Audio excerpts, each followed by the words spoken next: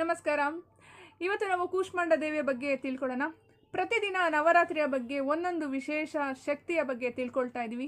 ಅಮ್ಮನ ಅವತಾರ ಯಾವ ರೀತಿ ಆಯಿತು, ಜನನ ಯಾವ ರೀತಿ ಆಯಿತು, ಅಮ್ಮನಿಂದ ನಾವು ಏನೇನೆಲ್ಲ ಅಳವಡಿಸ್ಕೊಳ್ಬೇಕು ಜೀವನದಲ್ಲಿ, ಅಮ್ಮನ ಒಂದು ಕಠಿಣ ತಪಸ್ಸಾಗಿರ್ಬೋದು, ಜನನ ಆಗಿರ್ಬೋದು, ಸಾಧನೆ ಆಗಿರ್ಬೋದು, ರಾಕ್ಷಸರನ್ನು ಸಂಹಾರ ಮಾಡಿರುವಂಥದ್ದಾಗಿರ್ಬೋದು, ಪ್ರತಿ ದಿವಸನೂ ಕೂಡ ತಿಳ್ಕೊಳ್ತಾ ಇದ್ದೀವಿ. ಎಷ್ಟು ಅದ್ಭುತವಾಗಿದೆ ಅಲ್ಲ.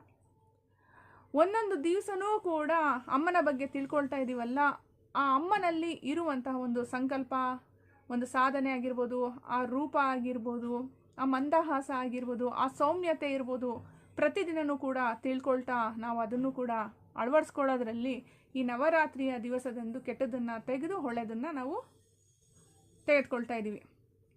ಕೂಷ್ಮಾಂಡ ಅಂತ ಅಂದರೆ ಬೂದುಗುಂಬಳಕಾಯಿ. ಈ ಬೂದುಗುಂಬಳಕಾಯಿನ ನಾವು ಕೂಷ್ಮಾಂಡ ಅಂತಲೂ ಕೂಡ ಕರಿತೀವಿ.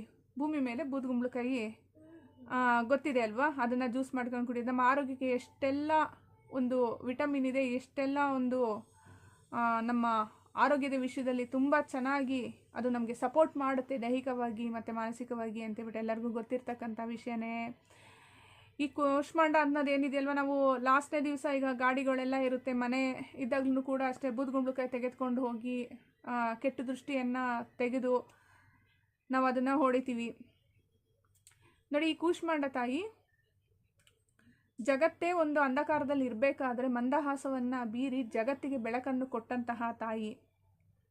ತ್ರಿಮೂರ್ತಿಯರು ಸೃಷ್ಟಿಯಾಗಿದ್ದು, ಮತ್ತು ಮಹಾಕಾಳಿ, ಮಹಾಲಕ್ಷ್ಮಿ, ಮಹಾ ಸರಸ್ವತಿ ಇವರ ಒಂದು ಜನನವಾಗಿದ್ದು, ಈ ಶಕ್ತಿಯನ್ನು ಕೂಡ ಅಷ್ಟೇ ನಾವು ಮೂರು ದಿವಸದವರೆಗೂ ನಾವು ಆಚರಿಸಿ 9 ದಿವಸ ಇದೆಯಲ್ಲ, ಮಹಾಕಾಳಿ 3 ದಿವಸ, ಮಹಾಲಕ್ಷ್ಮಿ 3 ದಿವಸ, ಮತ್ತು ಮಹಾ ಸರಸ್ವತಿ ಅದು ಕೂಡ 3 ದಿವಸ ಅಂತೇಳಿ ಆರಾಧನೆಯನ್ನು ಮಾಡ್ತೀವಿ.